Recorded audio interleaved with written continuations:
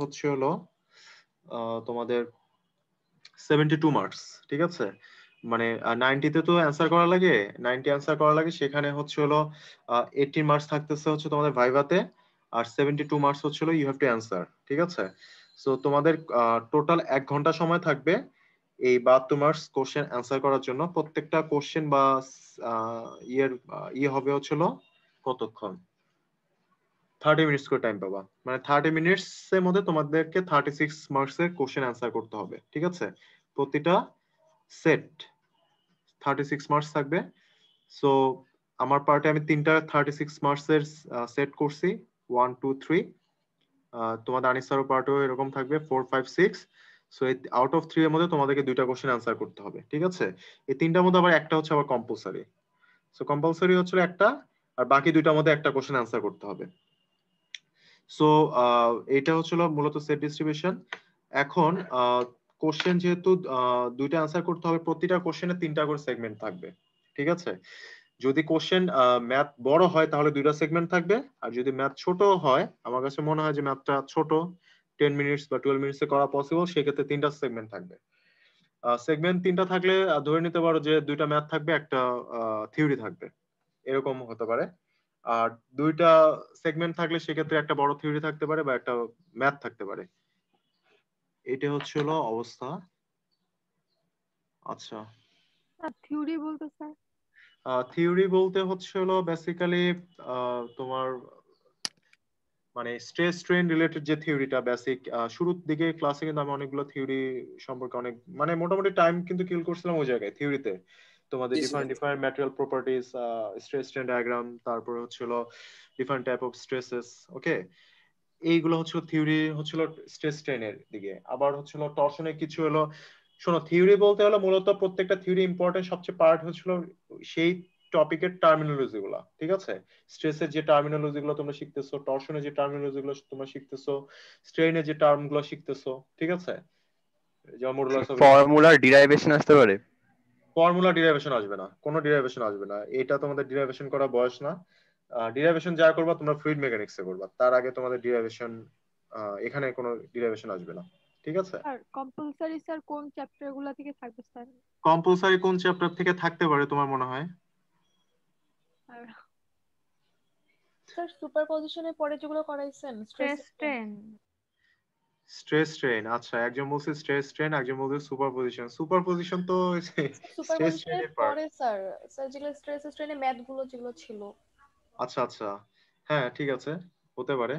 এখন তোমাদের কাছে শোনো, প্রত্যেকটা সেটের কম্পালসারি মানে কোশ্চেনের কম্পালসারি সেই পার্টটাই মানে সাধারণত ফ্যাকাল্টিরা সিলেক্ট করে যেটার মধ্যে বেশি টাইম মানে এক্সপেন্ড করছে, ঠিক আর আছে? অন্য টপিক গুলো স্যার বলে দিছে স্যার কম্পালসরি কোন পার্ট থেকে থাকবে স্যার।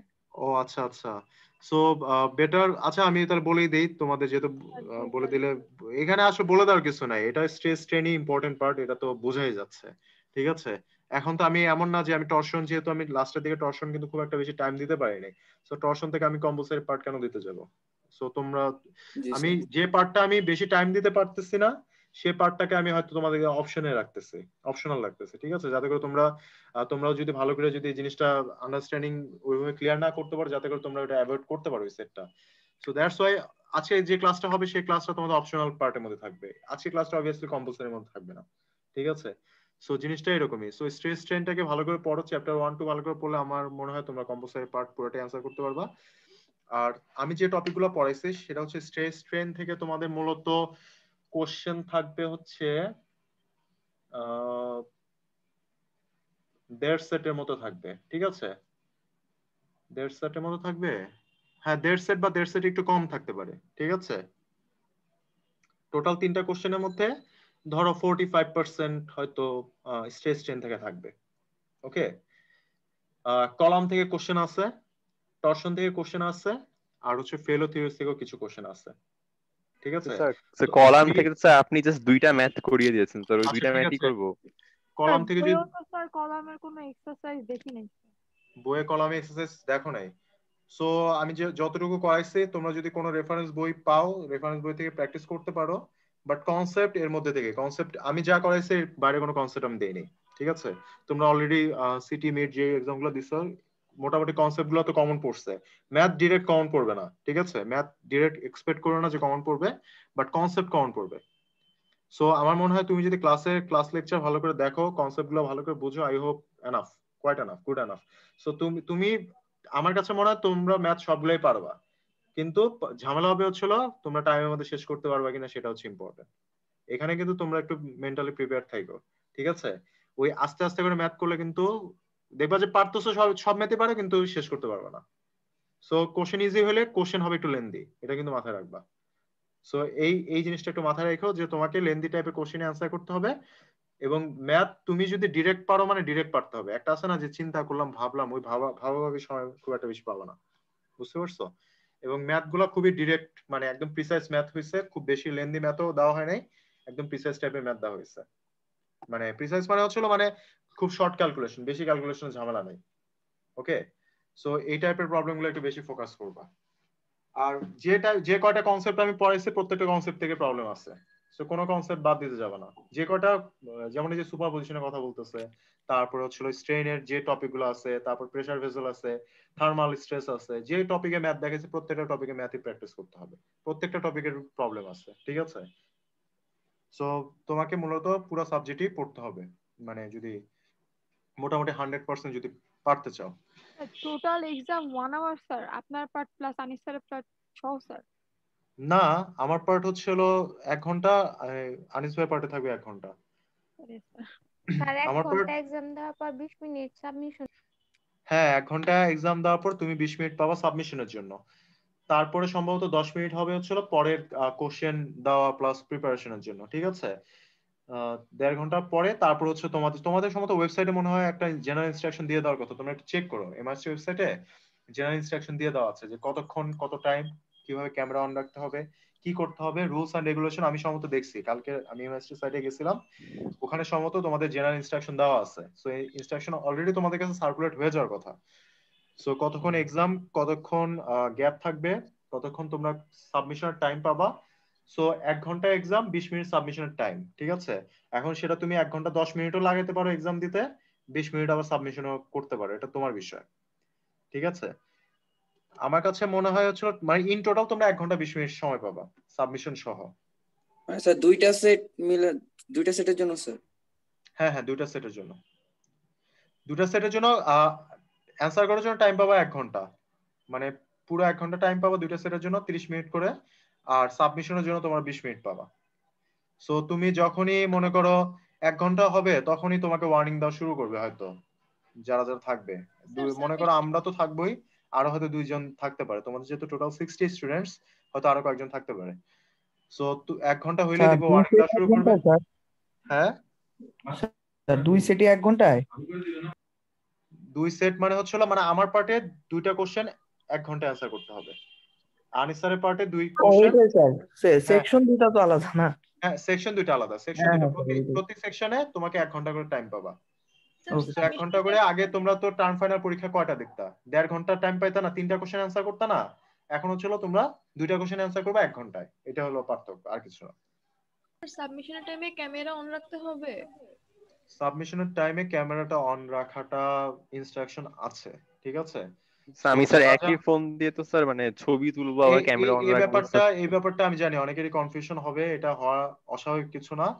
সো আমার কাছে মনে হয় এই ব্যাপারে যাদের যাদের ডাউট আছে, তোমরা সেন্ট্রালি এটা মানে করাও, অ্যাড্রেস করো যে স্যার এরকম, যাদের সিঙ্গেল ডিভাইস, ঠিক আছে, যাদের ডাবল ডিভাইস আছে তাদের সমস্যা হওয়ার কথা না, আর যাদের সিঙ্গেল ডিভাইস তাদের মোবাইল দিয়ে আবার এক্সামের ক্যামেরা অন করা আবার ছবি তোলা কিন্তু সম্ভব না, সো তাদের জন্য প্রবলেম হবে। সো আমার মনে হয় এটা সেন্ট্রালি অথরিটিকে ইনফর্ম যদি করতে পারো, যদি অথরিটি শোনে, দেখো কি বলে। তোমরা তোমাদের ডাউট দিয়ে রাখো যে স্যার আমার 1 ঘন্টা পর আমার ক্যামেরা যদি ইনকেস অফ হয়ে যায়, সেক্ষেত্রে আমি কি করবো, আমি তো ছবি তুলতে হবে। সেক্ষেত্রে আমার আর যদি বলে যে না তোমার ক্যামেরা অন রাখতে হবে, বলবা যে স্যার আমাকে তাহলে আরেকটা ডিভাইস ব্যবস্থা করে দেন, ডিরেক্টলি বলবা, ঠিক আছে? স্যার কোয়েশ্চেন ছিল স্যার। হ্যাঁ বলো। স্যার নোটিসে সি পয়েন্টে দেওয়া আছে স্যার, মানে 3AC তে, যে the examinee has to share his or her computer screen to the invigilator throughout the examination time. Computer screen sir সবাই কিভাবে শেয়ার দিবে? কম্পিউটার স্ক্রিন ও মানে হচ্ছে হলো ইন্ডিভিজুয়াল সম্ভবত মানে শেয়ার দিতে পারে, সবাই তো দিতে পারে না। সবাই তো দিতে পারে না স্যার। তো এই ইনস্ট্রাকশনটা কিভাবে দিল? স্ক্রিন শেয়ার তো সম্ভব না সবার পক্ষে করা।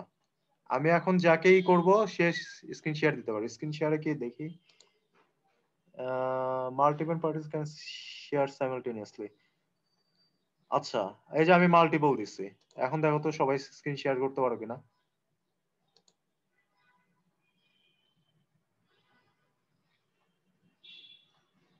স্ক্রিন কি শেয়ার করা যাচ্ছে? সবাই কি পারছো? দেখো তো, এই যে রাগিব, রিনাত, তোমার স্ক্রিন দেখা যাচ্ছে, আর বাকিদের? না স্যার হচ্ছে না। আমাকে বলছে স্যার অন্য আরেকজন শেয়ার করছে বলে আমি ও পারবো না আচ্ছা এখন আচ্ছা, তাহলে তো আচ্ছা রাগিব তুমি অফ করো। একজনই পারবে। অফ করো। ইতমাম অফ করো। এই যে ইতমাম একটার পর একটা। তাহলে হয়তো মানে বলতে পারি কি, মানে হঠাৎ করে হয়তো মানে একজনকে বলবে যে তুমি স্ক্রিনটা শেয়ার করো। এমনি পরীক্ষার মাঝখানে স্যার ডিস্টার্ব হবে না তাহলে স্যার? হঠাৎ করে পরীক্ষা যদি মাঝখানে এটা হঠাৎ করে স্যার যদি টাইমে তো স্যার 1 ঘন্টা স্যার, আপনি নিজে জানেন স্যার এটা অনেক টাফ না না স্যার। আমি ইয়া আমি আমি আমি বুঝতেছি ব্যাপারটা। শোনো, হঠাৎ করে যদি কোনো ফ্যাকাল্টির যদি মনে হয় ডাউট হলো, তোমাকে পরীক্ষা মাঝখানে এই সমস্ত বিষয় নিয়ে বিরক্ত কেউ করবে না সাধারণত। হঠাৎ করে আমার কাছে মনে করো একটা পার্টিকুলার স্টুডেন্টকে আমি তো ভিডিওতে দেখতেছি, আমার কাছে একজনকে মনে হলো ওর স্ক্রিনে কোনো একটা ঝামেলা আছে, আমি হঠাৎ করে ওকে বললাম এই তুমি স্ক্রিনটা শেয়ার করো, ঠিক আছে? এখন সে তো মিনিমাইজ করতেই পারে। আর একটা ব্যাপার হচ্ছে স্যার, যারা স্যার মোবাইলে মানে পরীক্ষা ম্যাক্সিমাম স্যার মোবাইলেই পরীক্ষা দিবে, মানে মোবাইলে জুম অন করবে, তো স্যার স্ক্রিন শেয়ার করতে গেলে তো জুমের মানে ফোনের স্ক্রিনটাই শেয়ার করতে হবে, তাই না? আমি তো মানে ফোনে পরীক্ষা দিয়ে পিসির স্ক্রিন তো শেয়ার করব না। এখন রুলস এন্ড রেগুলেশনের ব্যাপারে তোমাদের যেটা কমন ডাউট, সেই কয়েকটা পয়েন্ট তোমরা রেডি করো। রেডি করে জিটুকে জানাও যে স্যার এরকম অবস্থা, আমরা এই পয়েন্ট আমাদের ক্লারিফাই করবে কে, ঠিক আছে? আর এমআইএসটি ক্যাপ্টেন তো মেকানিক্যালের, সো আমার মনে হয় এই জিনিসটা আরো সহজে রিচ করা যাবে। সো তোমরা এটা জিটুর মাধ্যমে সেন্ট্রালি বা অথরিটিকে জানাও যে স্যার এই যে স্ক্রিন শেয়ারিং বা আমাকে বলতেছেন যে ক্যামেরা যখন ছবি তুলবো তখন আমার স্ক্রিন অন রাখতে বলতেছেন, আমার যাদের সিঙ্গেল ডিভাইস আছে, এই দুইটার ব্যাপারে ক্লারিফিকেশন কি হবে? সো এগুলো আমরা কিভাবে সলভ করব, এটা আগে ডাউট দিয়ে রাখো। যদি কোনো দেখো তারা উত্তর দেয় কি, তাদের কাছে উত্তর নাও, তারপরে তোমরা সেই অনুযায়ী ব্যবস্থা করো। আর সত্যি কথা শোনো, আমি মনে করি কি এই জিনিসটা হয়তো কিছু জিনিসের মনে করো 100% কিন্তু এই জিনিসটা মানে রুলসটা মেনটেন হবে না, কিছু পার্সেন্টেজ ভায়োলেট হবেই, ঠিক আছে? সো আমার মনে হয় একটা নেগলিজিবল পার্সেন্টেজ পর্যন্ত একসেপ্টেবল, ঠিক আছে? এখন অথরিটিও হয়তো সেন্ট্রালি হয়তো চিন্তা ভাবনা করবে, মনে করো হয়তো অনেকের ক্যামেরা অফ হয়ে গেছে, অ্যাক্সিডেন্টলি অফ হয়ে গেছে বা নেট চলে গেছে, এখন সেই ক্ষেত্রে হয়তো বলতেছে যে ক্যামেরা অফ গ্রহণযোগ্য না, সেক্ষেত্রে হয়তো 30 সেকেন্ড বা 1 মিনিট ইভেন 2 মিনিট পর্যন্ত হয়তো একসেপ্ট করতে পারে কোনো কোনো ফ্যাকাল্টি। সো এটা পুরোপুরি টোটাল ডিপেন্ড করে হচ্ছিল তোমার অ্যাপ্রোচ এবং সবকিছুর উপরই, ঠিক আছে? এখন মানে এই সমস্ত প্রবলেমের আসলে মানে কোনো সলিউশন তুমি এক বাক্যে জেনারেলাইজ কোনো সলিউশন দিতে পারবে না যেটা সবার জন্য ওকে, ঠিক আছে? এই একটা সলিউশন বের করলে দেখবা যে তোমার জন্য ওকে, আবার তোমার ফ্রেন্ডের জন্য প্রবলেম থাকবে।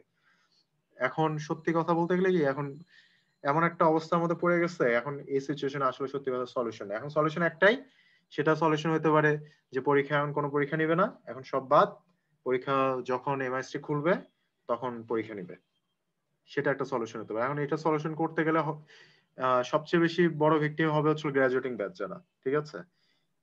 এদের প্রবলেমটা হচ্ছে যে এমএসটি কে পরীক্ষাও নেবে, আবার এই যে এই ব্যাপারগুলো কোনো সাইডই কনসিডারও করবে না, এরকম একটা মনোভাব নিয়ে আছে এমএসটি। না না না, এখন শোনো, একটা রুলস বা একটা জেনারেল ইনস্ট্রাকশন বানাইলে কিন্তু এটা হার্ড এন্ড ফাস্ট রুল দিয়ে ইন্ট্রোডিউস করে, ঠিক আছে?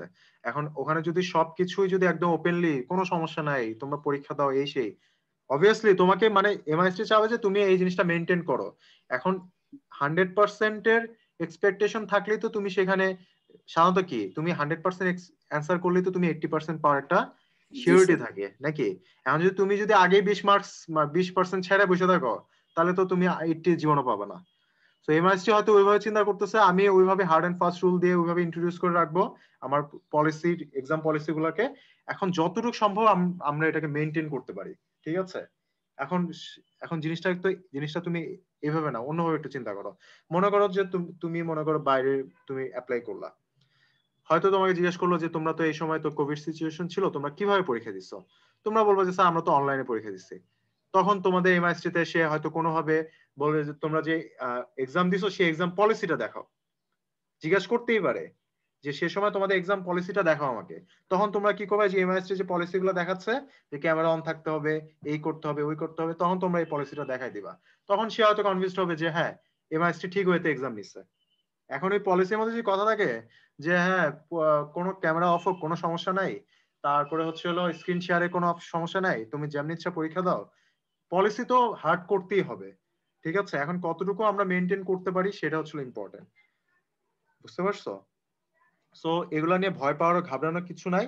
তুমি মাথা মধ্যে রাখো যে তুমি 100% মেনটেন করার চেষ্টা করবা। এরপরে যদি কিছুটা তোমার লাকের কারণে বা তোমার সিস্টেম ফেলিওরের কারণে যদি হয়ে যায়, এখন হয়ে গেলে সেটা হয়ে যাবে। এটা নিয়ে এখন মানুষের সাথে অনেক কিছুই হচ্ছে এখন, ঠিক আছে, লাইফের সাথেই হচ্ছে, আর তুমি এক্সাম নিয়ে এত পেন খেয়ে লাভ নেই। সো আমি মনে করি যে এক্সামের মতো যেতে যাও, লাইফের মতো যেতে যাও, ঠিক আছে? একটা সেমিস্টার বা দুটো সেমিস্টারের বিষয়, ঠিক আছে? এখন তো এক্সামের যেমন হচ্ছে তোমরা কিন্তু কিছু ক্ষেত্রে কিন্তু হয়তো অ্যাডভান্টেজ পাইছো, যেমন হচ্ছে তোমাদের আমি সিটি খাতাগুলো যে দেখছি, তোমাদের প্রথম দুটো সিটি পুরো টোটালি অ্যাসাইনমেন্ট ছিল, সেখানে আমার নাম্বার কাটার কোনো অপশনই আমি পাচ্ছি না। সো এখানে তোমাদের পুরোপুরি ফুল মার্কস তোমরা পেয়ে গেছো মোটামুটি অলমোস্ট সবাই। তোমাদের মিডিয়ার খাতা আমি আমার পার্টটা দেখা শেষ হয়েছে, তোমাদের আনিসারের পার্ট দেখতেছে, আমাকে ই দিলে আমি নাম্বার কম্পাইল করে তোমাদেরকে আমি নাম্বারগুলো শেয়ার করে দিব। সো আলটিমেটলি এই জায়গাগুলোতে কিন্তু তোমাদের মার্কস কিন্তু মোটামুটি ভালো আছে। সো আমার কাছে মনে হয় তোমরা যদি পরীক্ষায় মোটামুটি একটা এক্সাম যদি দিতে পারো, আই হোপ দেখবা যে ম্যাক্সিমাম স্টুডেন্টই কিন্তু ভালো রেজাল্ট করবা, ঠিক আছে? সো এক্সামে পাস ফেল নিয়ে কোনো চিন্তা ভাবনা করার নাই, যে অন্যবার কিন্তু পাস ফেল নিয়ে অনেকের চিন্তা ভাবনা থাকে। এবার তোমাদের অন্যান্য সেক্টরে যে মার্কস আছে তাতে তোমাদের মনে করো ফাইনাল এক্সামে তুমি যদি এক সেট বা দুই সেট অ্যান্সার করো, তাও দেখবা যে তোমার এ মাইনাস চলে আসছে, ঠিক আছে, বা বি চলে আসছে, ইজিলি বি চলে আসছে। আর যদি তোমাদের 4 সেটের মধ্যে 3 সেট অ্যান্সার করো, চোখ বন্ধ করে দেখবা যে অনেকে এ প্লাস পেয়ে গেছো। সো এই সমস্ত ক্ষেত্রে তোমরা অ্যাডভান্টেজ পাবা। সো এখন কিছু ক্ষেত্রে তোমরা অ্যাডভান্টেজ পাবা, কিছু ক্ষেত্রে এমআইএসটি অ্যাডভান্টেজ নিবে। এখন এইভাবেই আসলে চলবে, কিছু করার নাই। আর কারো কোনো কোশ্চেন আছে? আচ্ছা ঠিক আছে স্যার, মাঝে মাঝে দেখা যায় স্যার যে একদম সাবমিশনের 1-2 মিনিট আগে হঠাৎ করে কারেন্ট চলে যায়, সেক্ষেত্রে সাবমিশন টাইমের 1 or 2 মিনিট ডিলে হয়ে যায় স্যার, সেই ক্ষেত্রে স্যার এখন এটা শোনো, এই কিভাবে- যে শোনো, কথা শোনো, একটা জিনিস হচ্ছে মানে যে ল্যাপটপে চালাবা, যে মোবাইলে চালাবা, কিন্তু মোবাইলে ডেটা এমবি প্যাকেজ কিনে রাখবা, ঠিক আছে? ডেটা এমবি প্যাকেজ কিনে রাখবা, যাতে কম্পিউটারে ওয়াইফাই চলে গেলে বা নেট চলে গেলেও যাতে মোবাইলের নিজের মোবাইলও কিনবা, দরকার হলে আন্টির মোবাইলও বা আঙ্কেলের মোবাইলও কিনবা, ঠিক আছে? বা ভাই ব্রাদার থাকলে বা বোন থাকলে তার মোবাইলও কিনে রাখবা, যে ইনকেস তোমার মোবাইলে মিস গেলে তোমার বোনের মোবাইল দিয়ে যাতে সাবমিট করতে পারো। আর যদি কারো যদি এরকম একান্তই যদি প্রবলেম থাকে যে স্যার আমার কাছে, অনেকে হয়তো ডিভাইসগত কারণে প্রবলেম থাকতে পারে, আমার কাছে ডিভাইস নাই বা এই নাই সেই নাই, হয়তো 2-4 জনের সমস্যা থাকতে পারে, বা ডিভাইস থাকলে হয়তো অনেক সময় নষ্ট হয়ে যেতে পারে। সো যদিও একান্ত প্রবলেম থাকে, সেক্ষেত্রে তোমরা ডিপার্টমেন্টকে এটা নোটিফাই করবা যে স্যার আমার এরকম প্রবলেমে পড়ছি, আমার এই জিনিসটা কিভাবে সলভ করব। প্রবলেম থাকলে শেয়ার করবা, কিন্তু চুপ করে থেকে সলিউশন খোঁজার চেষ্টা করো না। স্যার, তো যদি পিডিএফটা তো আমার ফোনে থাকবে, সাপোজ যদি কারেন্ট চলে যায়, তখন আমার মানে অন্য ফোনে এমবি, তো তখন তো আমার পিডিএফটা ট্রান্সফার করতেও টাইম লাগবে। কোশ্চেনটা ছিল জাস্ট 1 or 2 মিনিট ডিলে হইলে স্যার সেটার জন্য আর কি করণীয় কি স্যার? এখন শোনো, আমি বলি তোমাদের এক্সাম টোটাল টাইম হচ্ছিল 1 ঘন্টা, ঠিক আছে? তোমার কোশ্চেন সাবমিশনের জন্য টাইম দেওয়া হয়েছে হচ্ছে মানে স্ক্রিপ্ট সাবমিশনের জন্য টাইম দেওয়া হয়েছে 20 মিনিট। সত্যি কথা বলতে গেলে তুমি যদি পরীক্ষা 1 ঘন্টা শেষ করো, তুমি যদি ছবি ঠিক মতো তুলে যদি পিডিএফ করে সাবমিট করতে কিন্তু 10 মিনিটের বেশি কিন্তু লাগার কথা না, আমার কাছে মনে হয়। পিডিএফ করে সাবমিট করতে তোমার নেট যদি ওকে থাকে, 100% ওকে থাকলে 10 মিনিটের বেশি সাবমিট করতে টাইম লাগার কথা না। সো বাকি যে 10 মিনিট দেওয়া হয়েছে, সে 10 মিনিট দেওয়া হয়েছে হচ্ছে সিস্টেম ফেলিওরের জন্য। ইনকেস তোমার নেট যদি চলে যায়, ইনকেস তোমার এই প্রবলেম হয়, ওই প্রবলেম হয়, সেক্ষেত্রে তোমাকে 10 মিনিট অ্যালাউন্স দেওয়া হয়েছে। এরপরেও যদি একান্ত 2-4 মিনিট কারো লেট হয়, সেই ক্ষেত্রে আমার মনে হয় এমআইএসটি হয়তো এই টাইমের ব্যাপারে খুবই সিরিয়াস, যে 1 মিনিট বা 30 সেকেন্ড হয়তো একসেপ্ট করবে না। সো তোমরা চেষ্টা করবা যে নেট প্যাকেজটা রাখার জন্য। আর 1 ঘন্টার মধ্যে তোমরা যদি মনে করো যে স্যার আমি 5 মার্কস অ্যান্সার করতে পারি নাই, তোমরা চেষ্টা করবা যে স্ক্রিপ্ট টাইমের মধ্যে সাবমিট করে দেওয়ার জন্য। তোমার কাছে যদি মনে হয় যে না আমি 2 মার্কস কম অ্যান্সার করতে পারতেছি, তোমার এখানে 2 মার্কস কম অ্যান্সার করলে কিন্তু কোনো ক্ষতি নাই, বরং তুমি এই 2 মার্কস লিখতে যায় তুমি যদি টাইমের মধ্যে স্ক্রিপ্ট সাবমিট করতে না পারো, এমআইএসটি তোমাকে পরের সপ্তাহে বলবে যে এমআইএসটিতে এসে এক্সাম দাও, সেটা তোমার জন্য আরো পেইনফুল হবে। সো তুমি এই টাইম ক্যালকুলেশনটা মাথায় রাখবা, ঠিক আছে, যে আমি 1 ঘন্টার মধ্যে যে করে হোক by hook and by crook I have to complete my papers. And এই যে পরের যে 20 মিনিটের মধ্যে তুমি ধরে নিবা যে আমাকে 10 মিনিটের মধ্যে সাবমিট করতে হবে, আর পরে 10 মিনিট তুমি রাখবা হচ্ছিল তোমার সেফটি অ্যালাউন্সের জন্য, ফ্যাক্টর অফ সেফটি হিসেবে ধরে রাখবা। বাকি 10 মিনিট আমার জন্য ফ্যাক্টর অফ সেফটি। সেটা আমি নেট যদি ওকে থাকে আমি সেটা লেখার কাজে ব্যয় করতে পারি, নেট যদি ওকে থাকে আমি এটা ধীরে ধীরে সাবমিশন ক্ষেত্রে ব্যবহার করতে পারি। আর নেট যদি প্রবলেম হয় সেক্ষেত্রে আমার অন্য মোবাইলে লগ ইন করে দেন অন্য ওই জিনিসটা সিস্টেমটাকে আমাকে আবার রিকভারি করতে, যাতে আমার সেই 10 মিনিটটা আমি হাতে রাখি। এমন যাতে না হয় আমি 1 ঘন্টা 15 মিনিট ধরে লিখলাম, 5 মিনিটে সাবমিট করতে যেয়ে আমি গ্যাঞ্জাম করে ফেললাম। সো আমার মনে হয় সম্ভবত তোমাদের লেখার জন্য কিন্তু টাইম থাকবে সলিড 1 আওয়ার্স, ঠিক আছে। 1 আওয়ার পরে কিন্তু তোমার ক্যামেরায় দেখবে যে তোমাকে নোটিফিকেশন দেওয়া শুরু করছে, এই তুমি এক্সাম শেষ করো, সাবমিট করা শুরু করো। লেখা যাবে না, যাকে লিখতে স্যার দিবে হয়তো তাকে একটা ওয়ার্নিং দিয়ে সেকশন রাখবে continuously। সাবমিট করার পর কি স্যার আরেকটা সেকশনের মাঝখানে মানে স্টার্টে বা কোশ্চেন দেওয়ার মাঝখানে কি 10 মিনিটস ব্রেক বা এরকম কোনো ব্রেক আছে নাকি? জাস্ট ধরেন স্যার আমি যদি 12টা থেকে পরীক্ষা শুরু হয়, একটা 20 লাস্ট সাবমিশন টাইম, জাস্ট একটা 20 থেকে পর টাইমটা শুরু হয়ে যাবে এরকম, নাকি স্যার মাঝখানে একটা 10 মিনিটস গ্যাপ নিয়ে তারপর টাইমটা শুরু হলে স্যার মেবি বেটার হয়? 10 মিনিটস গ্যাপটা মনে হয় তোমার হচ্ছে হলো 10 মিনিটস গ্যাপ মানে কি, মানে ওরকম না যে সাবমিশনে 20 মিনিট পরে মনে করো 10টা পরীক্ষা শুরু হলো, 11টার মধ্যে তুমি শেষ করবা, ঠিক আছে, 11টার মধ্যে পরীক্ষা শেষ করবা, 11টা 20-এর মধ্যে সাবমিট করবা। ওই যে 11টা 30 পর্যন্ত যে টাইমটা থাকবে, 11টা 30 11টা 20-এর মধ্যে সাবমিট করার পরে 11টা 30-এ হচ্ছে তোমার সেকেন্ড পার্ট তোমাকে শুরু করতে হবে, ঠিক আছে। ওই 10 মিনিটের মধ্যে তুমি হচ্ছে হলো পানি খাওয়ার বিরতি, চা বিরতি, যা ইচ্ছা যে কোনো বিরতি নিতে পারো, কোনো জি সমস্যা স্যার, নেই, বুঝতে পারছি স্যার, ঠিক এইটাই আছে। স্যার জিজ্ঞেস করলাম। বাট আমার মনে হয় তুমি আউট অফ ক্যামেরা হয়তো হইতে পারবা না, ওই 10 মিনিটে তোমার ক্যামেরার মধ্যেই থাকতে হবে। বাট টেবিলে বসে তুমি যা ইচ্ছা তাই করো, ঠিক আছে। বাট 10 মিনিট তুমি লেখার জন্য বিরতি পাবা, লেখার বিরতি, এমন না যে সাবমিশনের পরেই 11টা 21 থেকে লেখা শুরু হয়ে যাবে, এরকম না, লেখা শুরু হবে 11টা 30 থেকে, বুঝতে পারছো, 31 থেকে। তো সেখান থেকে আবার 1 ঘন্টা পরে 1 ঘন্টা 20 মিনিট কাউন্ট হবে। সো এটা হচ্ছে তোমাদের টোটাল সিস্টেম। আচ্ছা হইছে, অনেকগুলো কথা হয়ে গেছে, এর আগেও একটা ক্লাস এই এক্সাম পলিসির ব্যাপারে ডিসকাস করতে সময় চলে গেছে। সো আমি আজকে পার্টটা শুরু করি। আজকের পার্টটা হচ্ছে তোমাদের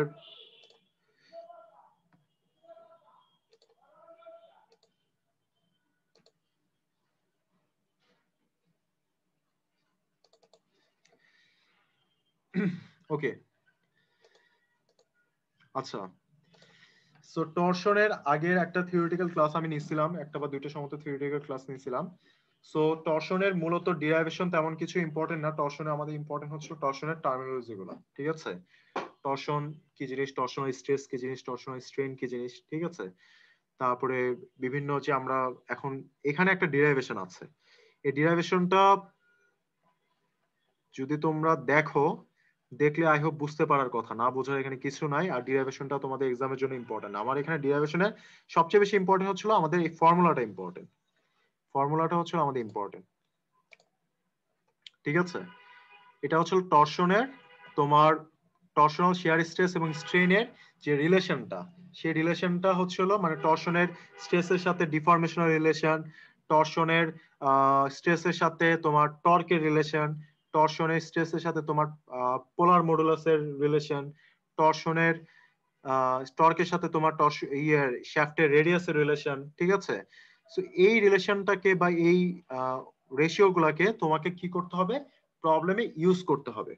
প্রবলেমে ইউজ করলে তুমি কি করবা, তোমার প্রবলেমের মধ্যে তোমাকে কি কি টাইপের প্রবলেম থাকতে পারে টর্শন থেকে তোমার প্রবলেমে হয়তো তোমাকে বলতে পারে যে এরকম একটা শ্যাফট, টর্শন মানে কি একটা শ্যাফট, একটা রাউন্ড শ্যাফটের মধ্যে তোমার এরকম একটা টর্ক দেওয়া হয়েছে, এটার ডায়ামিটার এত, এটার লেন্থ এত, এটার মধ্যে কি পরিমাণ স্ট্রেস জেনারেট হয়েছে। সো তুমি কি করবা, এই রেশিও থেকে তুমি তোমার যে কম্পোনেন্ট গুলো, তোমার প্যারামিটার গুলো তুমি কোশ্চেন থেকে পাচ্ছ, সেই কোশ্চেন থেকে তুমি এই রেশিওটাকে কম্পেয়ার করে যে দুইটা রেশিও নিলে তোমার হচ্ছে হলো প্রবলেমটা সলভ করা যাবে, তুমি সেই দুইটা রেশিও নিয়ে কাজ করবা টর্শনের ক্ষেত্রে, ঠিক আছে। এখন এই রেশিওর যে ইউজ গুলো আছে, সেই ইউজের কয়েকটা প্রবলেম আমি এক্সাম্পল তোমাদের যে কামরুল ইসলাম স্যার একটা বই আছে, সেই কয়েকটা এক্সাম্পল আমি তোমাদের আজকে ক্লাসে দেখাবো, তাহলে তোমরা এই রেশিও গুলার অ্যাপ্লিকেশন গুলো বুঝতে পারবা, ঠিক আছে? স্যার এই পিডিএফ গুলো তো মনে হয় আমাদেরকে দেওয়া হয়েছে। না না পিডিএফ গুলো দাও না, পিডিএফ গুলো দিয়ে দিচ্ছি আজকে। সো এখানে হচ্ছিল ফার্স্টেরটা হচ্ছিল টাউটা হচ্ছে তোমার টর্শনাল স্ট্রেস, ঠিক আছে? টর্শনাল স্ট্রেসটা পুরোপুরি পরিষ্কার যে আমাদের যে টর্শনের যে তোমার টর্শনে বেসিক্যালি কি হচ্ছে, শিয়ার স্ট্রেস হচ্ছে। সো এই যে টর্শনাল যে শিয়ার স্ট্রেসের কারণে তোমার কি হচ্ছে, টর্শনের যে এখানে দেখো সেন্টার থেকে টর্শনের মানে রেডিয়াসের মানে একদম আউটার পেরিফেরি যে পয়েন্টটা ছিল এ, ঠিক আছে? আর কোন একটা পয়েন্ট যদি তুমি ফিক্স করে দাও, একটা রাউন্ড বারের কোন একটা পয়েন্ট যদি ফিক্স করে দাও, আর একটা পোর্শনে যদি তুমি টর্শনাল শিয়ার স্ট্রেস তুমি যদি এটার উপর যদি অ্যাপ্লাই করো, স্ট্রেস যদি অ্যাপ্লাই করো বা ফোর্স যদি অ্যাপ্লাই করো, ঠিক আছে, এটা লংগিটিউডিনাল ডাইরেকশন বরাবর টর্ক যদি তুমি অ্যাপ্লাই করো, তাহলে দেখা যাচ্ছে যে এ পয়েন্টটা ডিসপ্লেস হয়ে এ প্রাইম পয়েন্টের দিকে চলে যাচ্ছে, ঠিক আছে? সো এখানে দেখা যাচ্ছে যে এই দুইটা পয়েন্টের মধ্যে ফাইবারের তুমি দেখবা যে পজিশনটা চেঞ্জ হয়ে যাচ্ছে, ঠিক আছে? ফাইবারটা মোচড়ে গেছে অনেকটা, মানে এর উপর টর্শনাল অ্যাকশন হয়েছে, ঠিক আছে? সো এই যে পয়েন্টটা যে তোমার হচ্ছে ডিসপ্লেসমেন্ট হয়েছে, প্রিভিয়াস পয়েন্ট এবং কারেন্ট পয়েন্টের মধ্যে যে মধ্যবর্তী যে অ্যাঙ্গুলার যে ডিফরমেশন, সেটাকে আমরা থিটা দ্বারা ডিনোট করতেছি। এই থিটা কিন্তু এই ফর্মুলার মধ্যেও আছে, দেখো থিটা কিন্তু ফর্মুলার মধ্যেও আছে। ওকে, সো এখান থেকে আমরা এই যে টর্কটা অ্যাপ্লাই করতেছি, তার মানে এর মধ্যে যে শিয়ার স্ট্রেসটা জেনারেট হচ্ছে, টাউটা জেনারেট হচ্ছে, সেই টাউটা আমরা বের করতে পারি। এখানে আমি এটা রেডিয়াস জানি, এটার আমি লেন্থ জানি, এটার আমার টর্ক জানি। আমি এখান থেকে আমি এটার কি বের করতে পারি,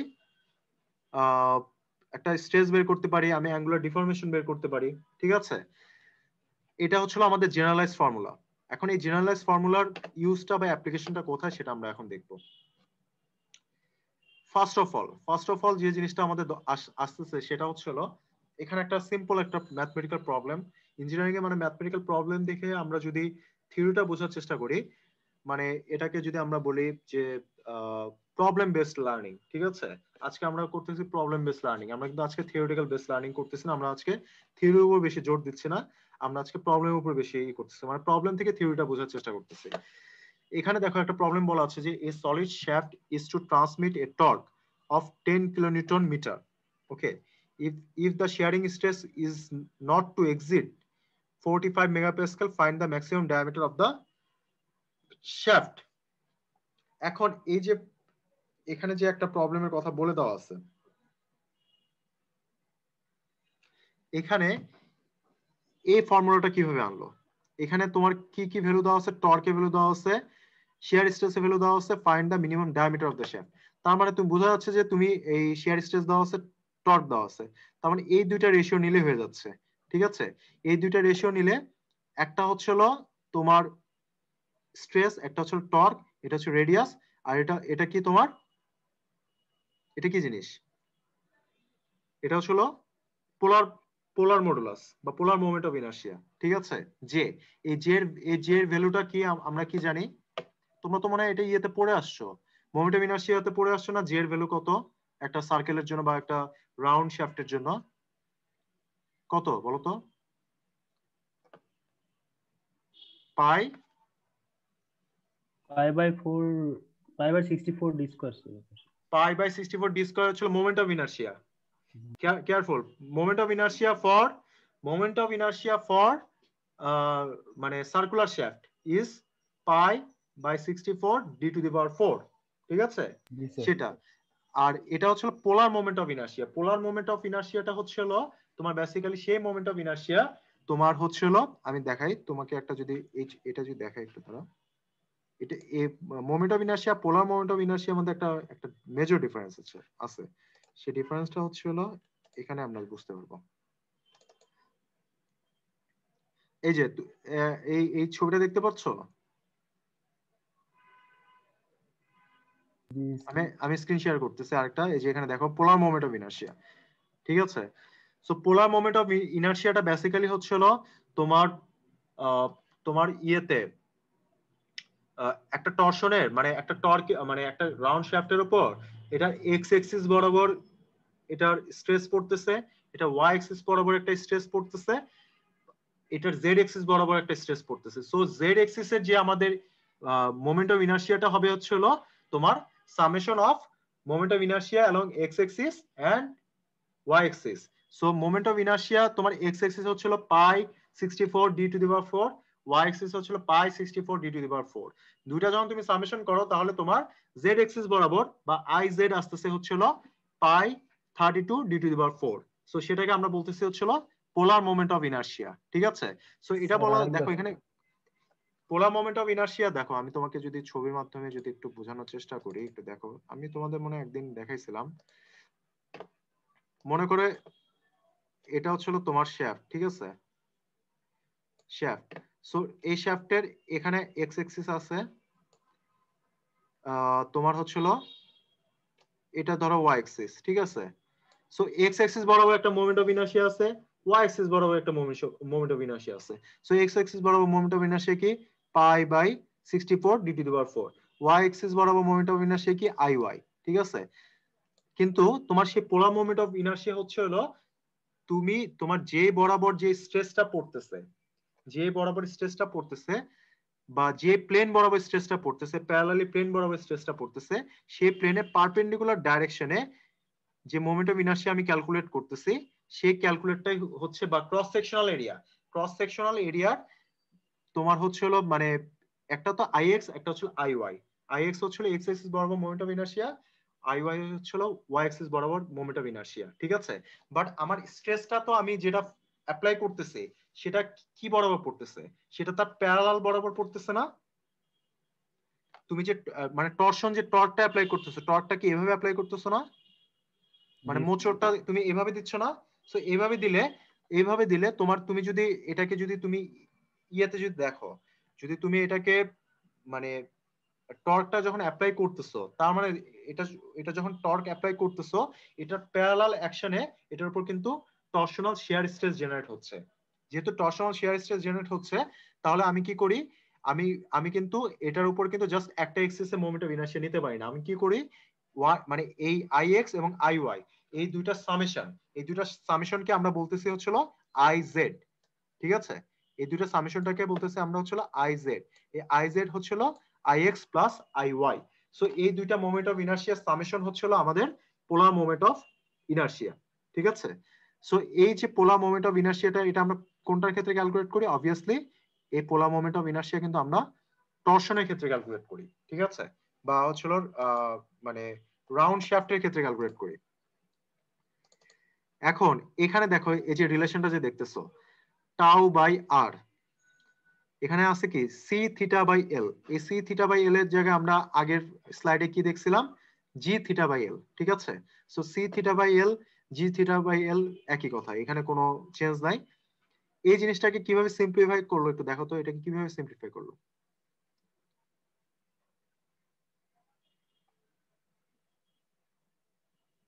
এটাকে সিম্পলিফাই করলো কিভাবে বলো তো?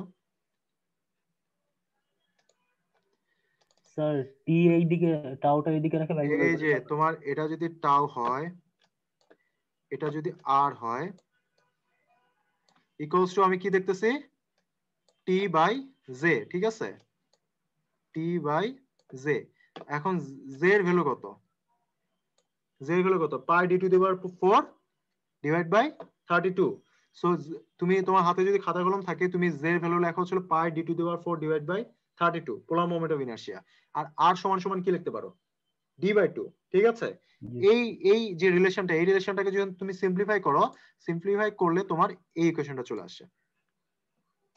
এই ইকুয়েশনটা চলে আসে, দেখো এই যে t equals to pi by 16 into tau into D cube. এটাকে সিম্পলিফাই করলে চলে আসে tau equals to 16t divide by pi D cube. ঠিক আছে, সো এটা কিন্তু তোমার এই টরশনাল শিয়ার স্ট্রেসের equation 16t by pi D cube. এই জিনিসটা কিন্তু আসছে বেসিক্যালি ওই রিলেশন থেকে, এই জিনিসটা বেসিক্যালি আসছে তোমার ওই রিলেশন থেকে।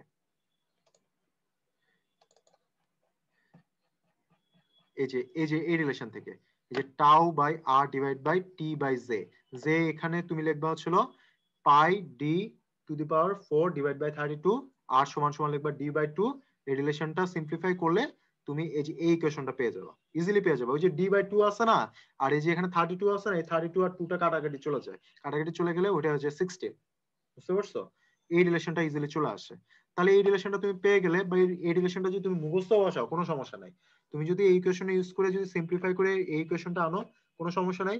তুমি যদি লেখো যে স্যার আমি টাও সমান সমান 60t by pi D cube লিখবো, কোনো সমস্যা নাই, ঠিক আছে। সো এখান থেকে তুমি ডাইরেক্টলি টর্কটা বের করতে পারছো। এই ইকুয়েশনে কি করছে দেখো, এখানে বলা আছে যে solid shaft is to transmit a torque 10 kilonewton metre if a shearing stress is not to exceed 45 megapascal, find the minimum diameter of the shaft. এইখানে প্রবলেমে তোমার কি বলা আছে, তোমার টর্ক দেওয়া আছে, তোমার স্ট্রেস দেওয়া আছে, তোমাকে বলতেছে হচ্ছে ডায়ামিটার বের করতে হবে। তার মানে তুমি এই যে টাও বসাবা টি বসাবা, তুমি এখান থেকে ডায়ামিটারটা বের করবা। সো প্রবলেম গুলো কিন্তু খুবই ইজি, টর্শনের প্রবলেম এটা আসলে কেউ মিস করে না, ঠিক আছে, এটা খুবই ইজি প্রবলেম। সো এটা একটু ভালো করে দেখবা। এখন যদি তোমার বলি হলো শ্যাফটের ক্ষেত্রে, হলো শ্যাফটের ক্ষেত্রে তুমি সেই জিনিসটা কি হবে একটু বলো তো। একটা সলিড শ্যাফট একটা হলো শ্যাফটের মধ্যে পার্থক্যটা কোথায় কোথায় হয়? স্যার হলো শ্যাফটের ক্ষেত্রে এক্সটার্নাল ডায়ামিটার থেকে ইন্টারনাল ডায়ামিটারটা বের দিতে হবে। মাইনাস করবা, আর কিছু না। ফর্মুলাতে তোমার মাইনাস হবে, ইয়েতেও তোমার মাইনাস হবে, ঠিক আছে। ফর্মুলাতেও মাইনাস হবে, তোমার হচ্ছে হলো ইয়েতে, এই যে তোমার যে এই রিলেশন, এখানে যে জে এর ভ্যালুতে তুমি কি বসাচ্ছিলা, pi by 32 D to the power 4 বসাচ্ছিলা, এখানে কি বসাবা এখন, পাই বাই 32 কি বসাবা, ডি টু দি পাওয়ার 4 মানে small D to the power 4। Small D to the power 4, very good. আর এই আর এর জায়গায় কি বসাবা, বড় হাত ক্যাপিটাল ডি মানে স্মল ডি বাই 2। হ্যাঁ হ্যাঁ, যেটা হচ্ছিল মানে হচ্ছিল ইনার রেডিয়াসটা মানে ইটা রেশিও করার পর তোমার কাছে যে রেডিয়াসটা আসবে সেই রেডিয়াসটা বসাবা। আচ্ছা, এখন এই রিলেশনটা এখানে কিন্তু একটা সিমিলার একটা প্রবলেম দেওয়া আছে 2.1, এটা দেখলেই বুঝতে পারবা। এটা স্যার না বুঝলে আর এর জায়গায় স্যার কি বসাবো, r1 মাইনাস r2 এরকম? এই যে এই প্রবলেমটা তুমি দেখো, এই প্রবলেমটা দেখলেই বুঝতে পারবা। 2.1 প্রবলেমটা দেখো, এখানে কি বলা আছে, যে তুমি যে কনফিউশনটা বললা এই কনফিউশনটা আমি ক্লিয়ার করি। A long tube having outside diameter of 30 millimetre and wall thickness of 6 millimetre is twisted. এই যে ওয়াল থিকনেস দেওয়া আছে 6 মিলিমিটার, তার মানে 6 মিলিমিটার ডান দিকে 6 মিলিমিটার বাম দিকে, ঠিক আছে। তাহলে টোটাল যদি 30 হয় তাহলে এটা ইনার ডায়ামিটার কত, 18, ঠিক আছে। এই যে দেখো ইনার ডায়ামিটার 18, মানে সেন্টার থেকে এটা টোটাল ডায়ামিটার যদি 30 হয়, আর এটার যদি থিকনেস যদি হয় 6, তাহলে এই সাইডের থিকনেস 6, এই সাইডের থিকনেস 6, তাহলে 30 থেকে দুইটা 6 বাদ দিলে কত হয়, 18। এই যে দেখো ইনসাইড ডায়ামিটার পেয়ে গেলা। এখান থেকে তুমি কি করলা, পোলার মোমেন্ট অফ ইনার্শিয়াটা বের করলা, ঠিক আছে। এখান থেকে পোলার মোমেন্ট অফ ইনার্শিয়াটা তুমি বের করলা। এখন কথা হচ্ছে এই যে তুমি বললা এখানে কিন্তু তোমার shearing stress at outside surface, shearing stress at inside surface, very very careful। আগেরটার ক্ষেত্রে কিন্তু তুমি সিঙ্গেল শেয়ারিং স্ট্রেস বের করছো, এটার ক্ষেত্রে তুমি কি করবা, একবার কি করবা, ওই যে ফর্মুলা এই যে আর, এই আর এর জায়গায় একবার তুমি বসাবো ছিল আউটার ডায়ামিটার বাই 2, আরেকবার বসাবো হচ্ছে ইনার ডায়ামিটার বাই 2, এই রেশিওর মধ্যে।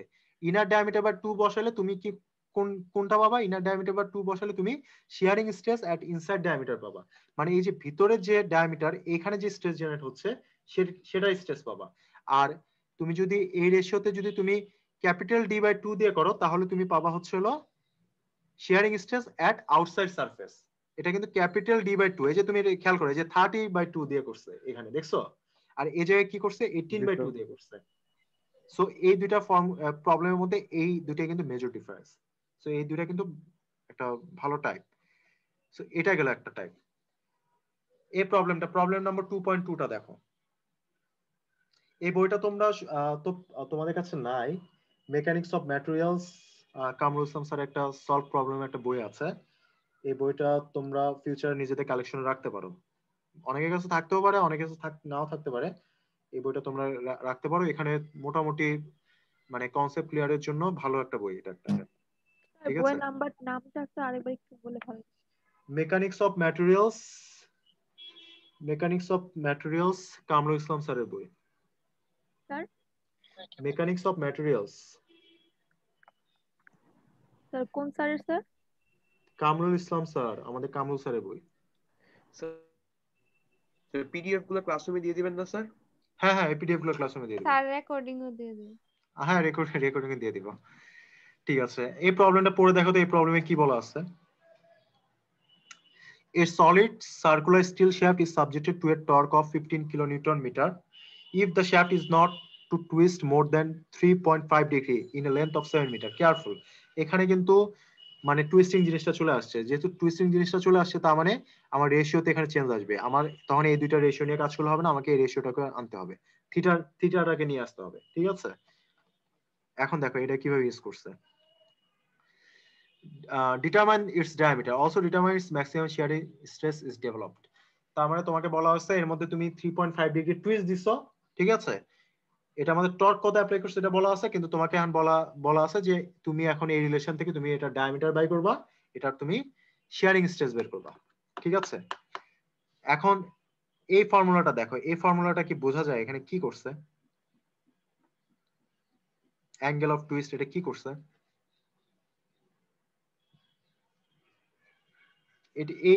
এই ফাই বা থিটা, এটা থিটাও লিখতে পারো, ফাই লিখতে পারো। Phi equals to TL by GJ. এটা কিভাবে লিখলো? কিভাবে লিখলো? ফাইটা এক পাশে রাখে নিচে উপরে যাওয়ার সময় এই রিলেশনটা কি করলো? থিটাটাকে রেখে টিএল বাই জিজে, ঠিক আছে, টিএল বাই জিজে এই রিলেশনটা। তার মানে তুমি এই ফর্মুলাটা যদি মাথায় রাখো, এই ফর্মুলাটা মাথায় রাখলে তুমি এই প্রবলেম তোমার কোথাও তুমি আটকাবে না। এই যে রিলেশনটা থেকে দেখো, এই রিলেশন থেকে এখান থেকে তুমি ডায়ামিটারটা পাবা কিভাবে বলো তো? যে টিএল বাই জিজে থেকে ডায়ামিটার পাবা কিভাবে? স্যার যেটা ইউজ করতে হবে যেটা ইউজ করতে হবে, যেটা ইউজ করে তুমি ডায়ামিটারটা পাবা। এই যে দেখো এখানে যেটাকে এই যে pi D to the power 4 by 32 এখান থেকে ডায়ামিটারটা বের করছে। আর ম্যাক্সিমাম শেয়ারিং স্ট্রেসের জন্য তোমাকে কোনটা নিয়ে আসতে হবে? আবার এই রিলেশনের সাথে কম্পেয়ার করতে হবে। বুঝতে পারছো? তুমি যদি এখান থেকে জেড থেকে যদি ডায়ামিটার বের করতে পারো, তাহলে তুমি এই রিলেশন এবং এই রিলেশন ইউজ করে তুমি টাউটা তুমি এখান থেকে ইভালুয়েট করতে পারবা। এই যে দেখো এখান থেকে টাউটা ইভালুয়েট করতে পারছো, ম্যাক্সিমাম শেয়ারিং স্ট্রেসটা বের করছে। খুবই ইজি প্রবলেম, ঠিক আছে, দেখলেই পারবা। এখানে এই প্রবলেমের ক্ষেত্রে কি বলছে একটু দেখো তো। তোমার এই প্রবলেমটা তোমাদের একটু দেখতে দিলাম, তোমরা একটু দেখে প্রবলেম হলে আমাকে জানাও।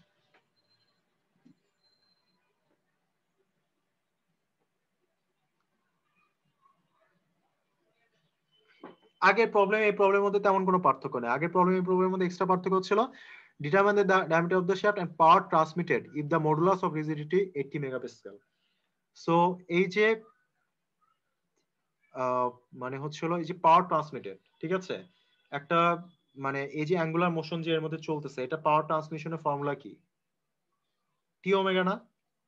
এটা তো জানোই, টি ওমেগা। সো এই যে T omega, S equals to T omega T twice pi F. এফটা হচ্ছে ফ্রিকোয়েন্সি, ফ্রিকোয়েন্সি ভ্যালু কি এখানে দিয়ে দেওয়া আছে? এই যে 25 হার্টজ দেওয়া আছে, ঠিক আছে। সো এই প্রবলেমটাও তোমরা বুঝতে পারবা। সো এটা গেল পার্ট 1। এখন পার্ট 2 তে আমরা আসি।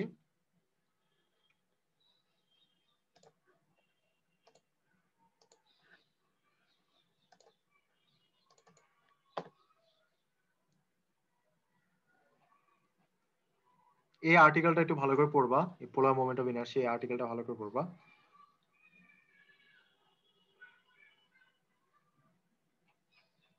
এই আর্টিকেল কিছুই না, ওইটাকে রিলেশন করছে, ঠিক আছে। এটা রিলেশন করলে কিভাবে কি আনতেছে এই জিনিসটা দেখাইছে। মানে থিওরির মধ্যে জাস্ট এই যে টার্মিনোলজি গুলো, পোলার মোমেন্ট অফ ইনার্সিয়া, তারপর পোলার মডুলাস, সেকশনাল মডুলাস, জাস্ট এগুলো কিন্তু কিছুই না, জাস্ট একটা রেশিও। প্রত্যেকটা রেশিও সুন্দর করে এখানে বলে দেওয়া আছে, এই জিনিসগুলো একটু খেয়াল করবা। সো টার্মিনোলজি গুলো, প্রত্যেকটা টপিকের টার্মিনোলজি গুলো ভালো করে শিখবা, স্ট্রেস, স্ট্রেন, টরশন, ঠিক আছে। আচ্ছা,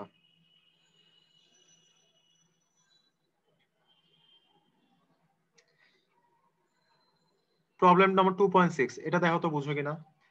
তুমি এখানে বোঝার কি আছে? দেখো তুমি ফর্মুলাটা দেখলে কি এখানে কোনো কিছু আননোন লাগতেছে? ফর্মুলা দেখে একটু আগে যা দেখাইছি ওইটারই দুইটা তিনটাকে জাস্ট মানে একবারে একসাথে কম্প্রাইজ করে একটা প্রবলেম তৈরি করছে, আর কিছু না। সো ফর্মুলা তুমি যদি ধরতে পারো একবার, তুমি প্রবলেম ইজিলি সলভ করতে পারবে। এই যে প্রবলেম নাম্বার 2.7, 2.7টা একটু পড়ো, কোশ্চেনটা পড়ো আর প্রবলেমটা একটু দেখো। তোমাদেরকে আমি 5 মিনিটস ব্রেক দিলাম, ঠিক আছে। তোমরা ব্রেকের মধ্যে নিজেরা ব্রেক নাও, আর হচ্ছিল এই প্রবলেমটা একটু দেখো, দেখার পরে বুঝে আমাকে জানাও যে তোমাদের এই প্রবলেমটা বুঝতে কোনো সমস্যা আছে কিনা।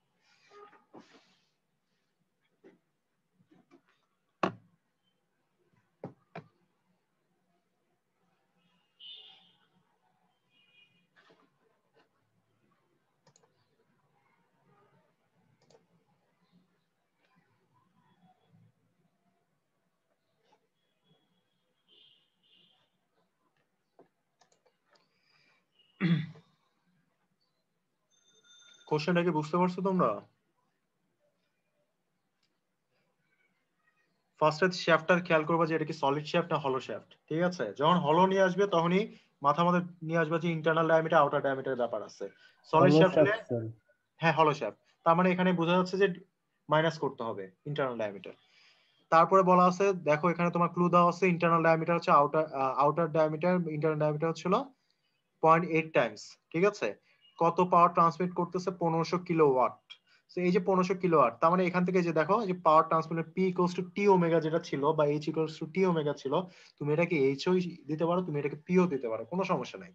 তুমি তুমি যদি লেখো যে স্যার পাওয়ারটাকে আমরা পি দ্বারা ডিনোট করি, এইচ এইচও এইচটাকে অনেক সময় হচ্ছিল যে হর্স পাওয়ার ডিনোট করার সময় অনেক সময় এইচ ইউজ করে। ঠিক আছে, বাট পিটাকে তুমি P equals to T omega লিখতে পারো। এই ওমেগা থেকে টোয়াইস বাই এফ, এখান থেকে তুমি টর্কটাকে বের করে আনতে পারো। তুমি এখন বলতে পারো স্যার এখানে টর্ক তো নাই, টর্ক কোথা থেকে বের করবো? টর্ক বের করতে হবে এই ফর্মুলা থেকে। ঠিক আছে, তারপর পোলার মোমেন্টাম ইনার্শিয়া বের করবা, ম্যাক্সিমাম শিয়ার স্ট্রেসের ফর্মুলা ইউজ করবা, এখান থেকে ডায়ামিটার বের করবা, অ্যাঙ্গেল অফ টুইস্ট থেকে ডায়ামিটার পাবা।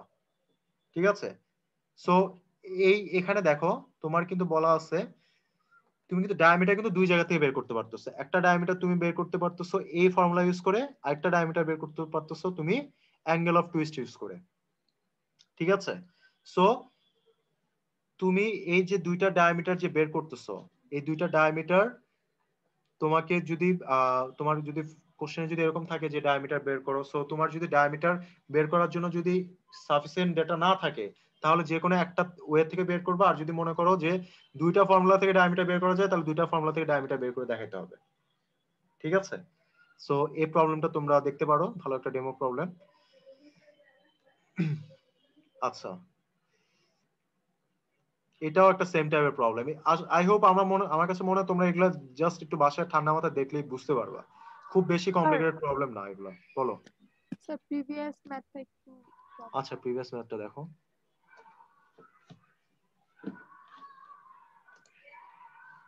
স্যার এখানে sir allowable angle of twist sir I not in a length of 12 diameter sir. এই যে আই নট না 1 ডিগ্রি 1 ডিগ্রি 1 ডিগ্রি জি স্যার 1 ডিগ্রি অ্যালোয়েবল হচ্ছিল 1 ডিগ্রি। ঠিক আছে, এবং কেয়ারফুল এই 1 ডিগ্রি কিন্তু তুমি যখন বের করবা স্যার এটা মানে স্যার এটাকে কিন্তু তোমার রেডিয়ানে কনভার্ট করে নিতে হবে। ঠিক আছে, তুমি কিন্তু ডাইরেক্ট 1 ডিগ্রি বসায় দিও না। সো এখান থেকে যে তুমি ডিগ্রিটা বের করতেছো, তোমার তুমি তুমি যদি এই ফর্মুলাটা ইউজ করো, তুমি যদি ফর্মুলাটা ইউজ করে যদি তুমি যদি অ্যাঙ্গেল অফ টুইস্ট বের করতে চাও, সাপোজলি অ্যাঙ্গেল অফ টুইস্ট বের করতে চাইলে সেটা কিন্তু তোমার ভ্যালু কিন্তু আসবে রেডিয়ানে। কেয়ারফুল, সো রেডিয়ানকে তুমি 180 বাই পাই দিয়ে গুণ করে তুমি এটাকে ডিগ্রিতে কনভার্ট করবা। আর যদি তোমার ডাইরেক্ট অ্যাঙ্গেল অফ টুইস্ট দেওয়া থাকে, সেই অ্যাঙ্গেল অফ টুইস্ট কিন্তু ডাইরেক্ট ইউজ করবে না, সেটাকে পাই বাই 180 দিয়ে গুণ করে রেডিয়ানে কনভার্ট করে দেন হচ্ছিল তুমি ফর্মুলাতে ইউজ করবা। বুঝতে পারছো? এই যে এখানে দেখো, এই যে এখানে দেখো, এখানে দেখো এই যে অ্যাঙ্গেল অফ টুইস্ট 1 ডিগ্রি, দেখো 1 ইন্টু পাই বাই 180 করছে। ঠিক আছে, এটা এটা ইউজ করে দেন হচ্ছে তুমি ফর্মুলা ইভালুয়েট করবা। আর যদি তোমাকে যদি বলি যে তুমি অ্যাঙ্গেল অফ টুইস্ট বের করো, তাহলে তোমার যে ভ্যালুটা আসবে সেটা কিন্তু রেডিয়ানই আসবে। সো রেডিয়ানকে তুমি 180 বাই পাই দ্বারা গুণ করো, তাহলে সেটা আবার ডিগ্রিতে কনভার্ট হয়ে যাবে। সো এটা একটু কেয়ারফুল এই টার্মটা। হুম, ওকে, আচ্ছা। এই প্রবলেমগুলো তোমাদের দেখার জন্য দিলাম। প্রত্যেকটা প্রবলেম এভাবে ডিসকাস করা পসিবল না। তোমরা দেখো, দেখার পরে যদি সমস্যা হয় আমার মনে হয় প্রবলেম হবে না। আমি পার্সোনালি বিশ্বাস করি যে তোমাদের মাথা যথেষ্ট বুদ্ধি আছে। এই জিনিস দেখলে আই হোপ খুবই ইজি প্রবলেম, এখানে কোনো মানে মানে কমপ্লিকেসি নাই, একদম ইজি, পানির মতো সহজ। জাস্ট হচ্ছে ইকুয়েশনটাকে ফর্মুলেশন করা, আর কিছু না। এখানে একটা নতুন টাইপের প্রবলেম আছে, সেটা হচ্ছে এই প্রবলেমটা আমি তোমাদের একটু ডিসকাস করতে চাই। Problem number 2.16। এই প্রবলেমটা একটু পড়ো, এখানে কি বলা আছে।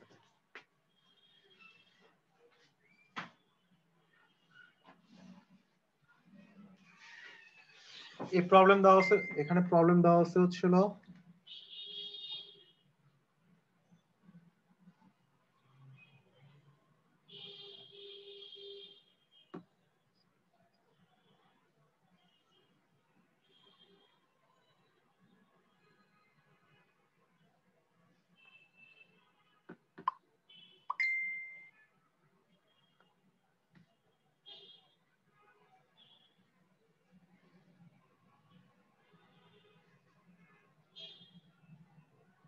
একটু একটু দাঁড়াও।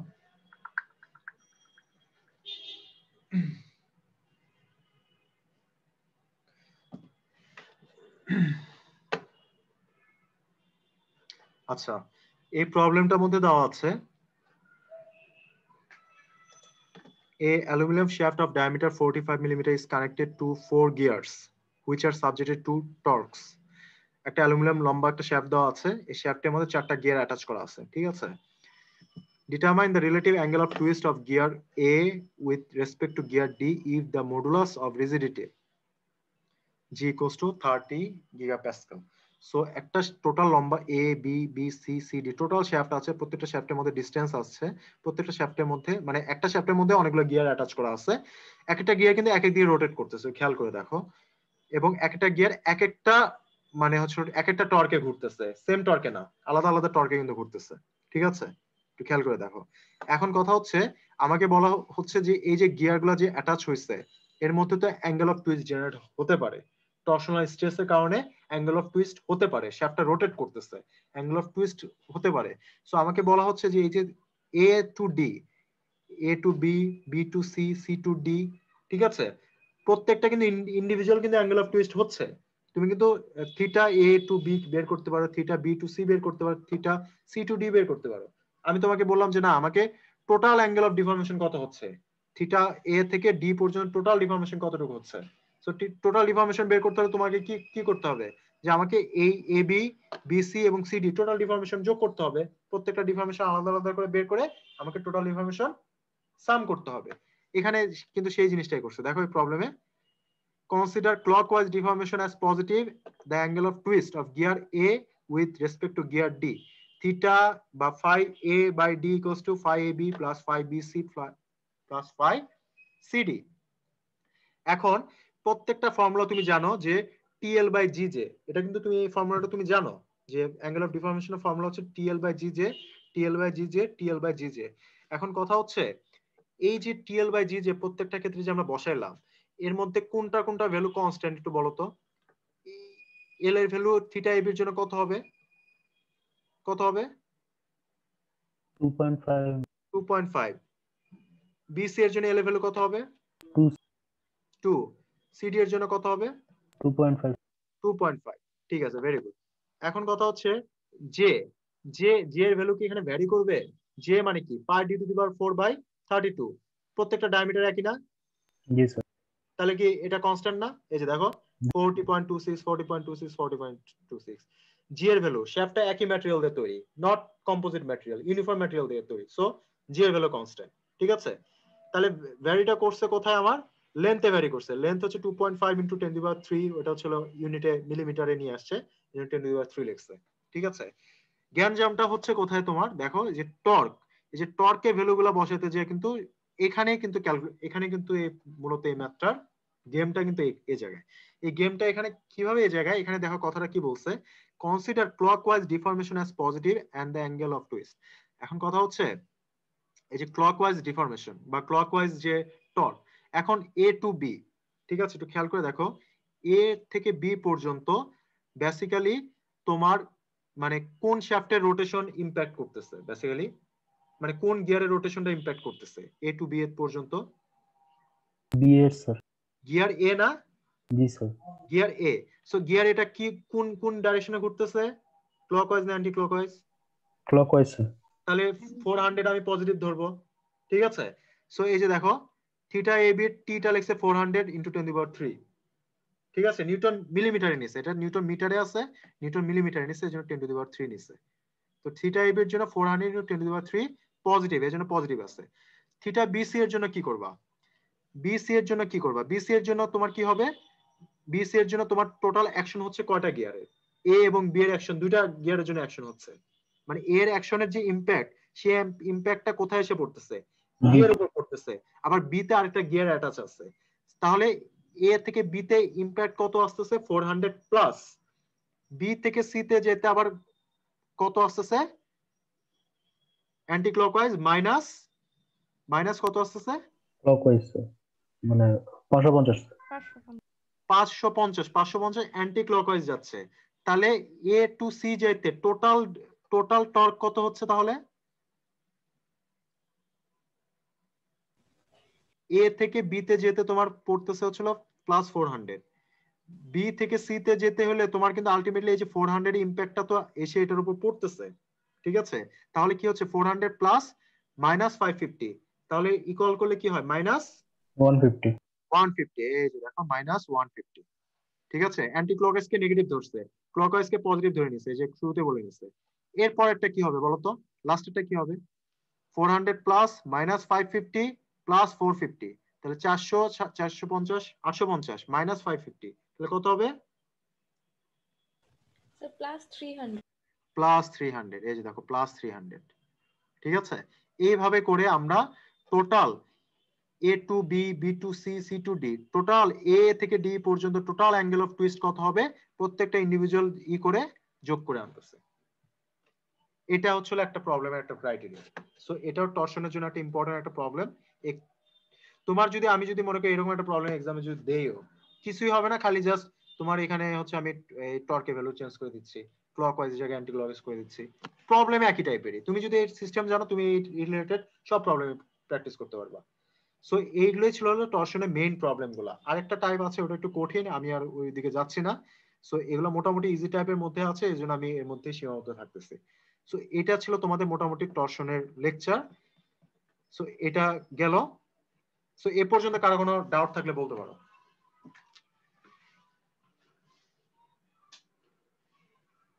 তাহলে স্যার পেজ 9 পর্যন্ত।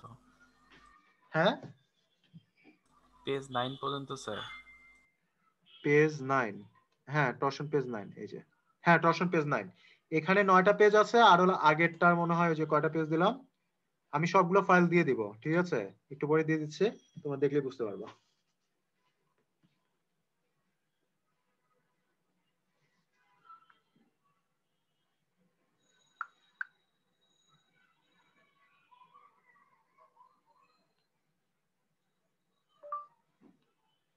স্যার টর্শন থেকে কয়টা ম্যাথ থাকবে?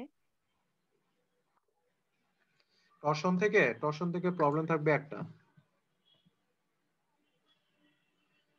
স্যার একটা ফুল সেট অফ কোয়েশ্চেন নাকি জাস্ট একটা সেগমেন্ট একটা কোয়েশ্চেনের? ফুল সেট কোশ্চেন না সেগমেন্ট? ধরো একটা একটা একটা ফুল কোশ্চেনের ধরো 80% থাকবে টর্শন, ঠিক আছে? Okay sir.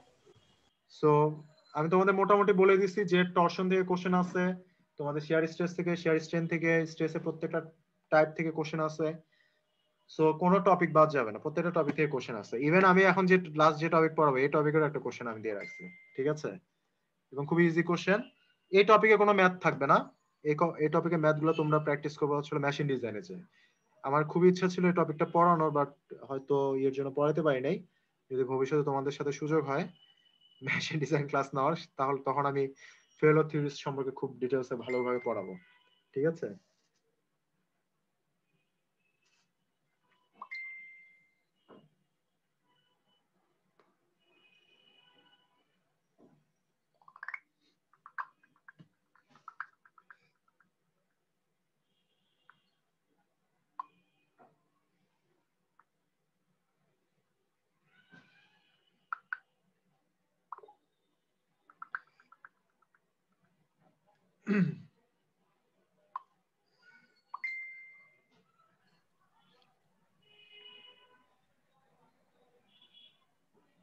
স্যার ক্লাস কি শেষ? না না, ক্লাস শেষ হয় না, ক্লাস শেষ হয় না, একটু দাঁড়াও।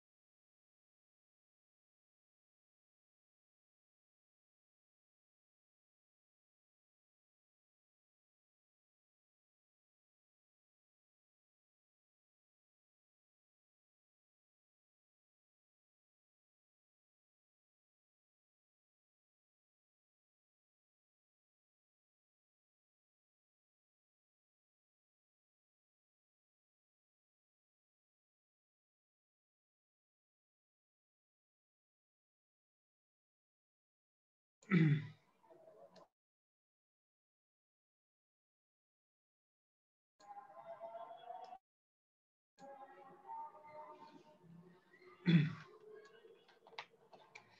কি ব্রেক দরকার আছে?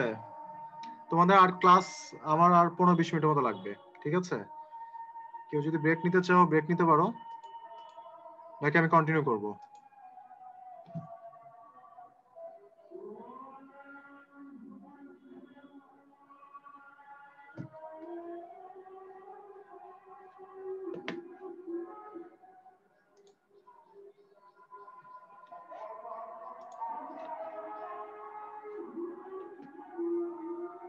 আচ্ছা, তোমাদের আমি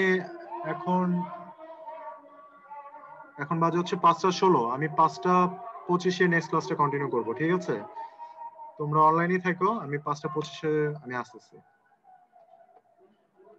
আমার আর 20 মিনিটের মতো লাগবে, সো 5:25 থেকে 5:45 মধ্যে আই হোপ আজকে ক্লাসটা শেষ হয়ে যাবে। সো তোমরা একটু চা নাস্তা বিরতি নাও, সো বাকিটা আমি 10 মিনিট পরে এসে কন্টিনিউ করতেছি।